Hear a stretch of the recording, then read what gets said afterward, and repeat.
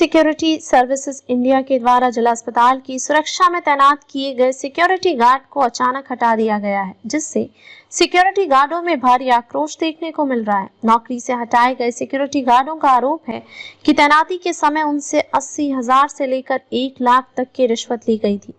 16,400 रुपए मासिक वेतन देने की कंपनी के द्वारा बात कही गई थी, लेकिन 11 माह बीत जाने के बाद भी वेतन नहीं दिया गया है। आपको बता दें, करीब 1 साल पहले जिला अस्पताल की सुरक्षा के लिए क्विक सिक्योरिटी सर्विसेज इंडिया के द्वारा जिला अस्पताल पर सिक्योरिटी गार्डों की तैनाती की गई थी। तैनाती से पहले कंपनी के द्वारा बकायदा युवक युवतियों को नियुक्ति पत्र भी दिया गया था। इस नियुक्ति में सिक्योरिटी गार्डों को quick security services India company के द्वारा में 16,400 रुपए प्रति माह वेतन दिए जाने की बात कही गई थी।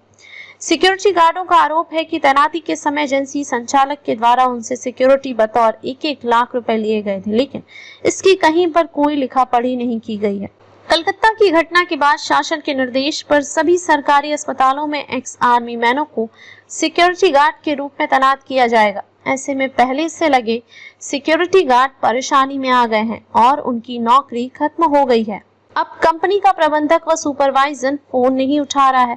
इस पूरे मामले की शिकायत लेकर सुरक्षा गार्ड एसपी दफ्तर पहुंचे। शिकायत के आधार पर एसपी द्वारा मामले की जांच कराई जा रही है। ये इन लोगों ने बोला था कि 3-3 साल के लिए हमारे लिए टेंडर है।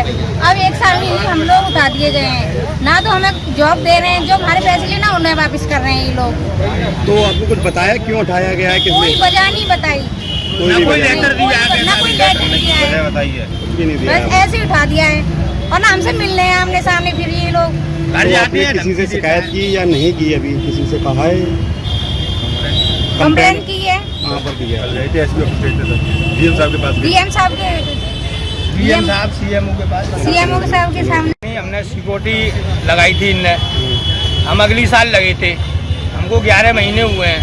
हमने किसी ने 1 लाख रुपए दिया है, किसी ने 2 लाख रुपए दिए हैं। मतलब जैसे कोई शिकार हो गया है जैसे भी। और ना तो हमको वेतन मिला है पूरा, ना हमको कोई छुट्टी, ना कोई ऐसी फैसिलिटी दी इनने। और ना इनने हमको इनने बताया भी नहीं है कि आप निकाले जा रहे हो। हमको 24 तारीख को, जो कि हमारी सीएमएस है, उनने बोला है हमसे कि आपकी सेवा समाप्त होने जा रही है 25 तारीख को। आप अपने घर बैठे हैं, यहाँ आपका कुछ नहीं है। और हम ठेकेदार के पास गए पहले नंबर, और ठेकेदार बोलता है चलो यहाँ से, कोई पैसे नहीं है तुम्हारे, न तुमने मुझे पैसे दिए हैं कोई, और मैं तुमको न नौकरी पे रखूंगा, तुम अपने अपने घर जाओ, और तुम पे कोई सबूत नहीं है, कोई प्रूफ नहीं है कि तुमने हमको पैसा दिया है। और हम डीएम के यहाँ गए, डीएम साहब बोलते हैं तुम्हारा कुछ नहीं होगा, तुम कहीं भी जाओ। डीएमओ साहब बोलते हैं तुम कहीं भी जाओ, कुछ नहीं होगा तुम्हारा, क्योंकि तुम एक कंपनी से लगे हुए हो, आप किसी कंपनी के शिकार हो गए हो। कुछ लोग ये बोलते हैं। हम कुछ नहीं चाहते हैं, हम ये चाहते हैं, हमने कर्ज लिया है और हम ब्याज के शिकार हैं। अभी हम ब्याज भी नहीं निकाल पाए हैं। 4% पे हमने पैसा लाया है। 1 लाख रुपया बहुत होता है। अगर इतने पैसे वाले होते तो हम इस नौकरी को नहीं करते। बस हमारी विनती यही है, हाथ जोड़कर, या तो हमको रखा जाए या फिर हमारा पैसा दिया जाए। हम ना किसी से लड़ रहे हैं, ना झगड़ रहे हैं। हम बहुत दिन से परेशान हैं, ना हम खाना खा रहे, ना पीना खा रहे। घर वाले इधर हमको मार रहे हैं कि तुम लोग लग गए, और हमने मना करी। कई लोग बोले तुम शिकार हो गए हो।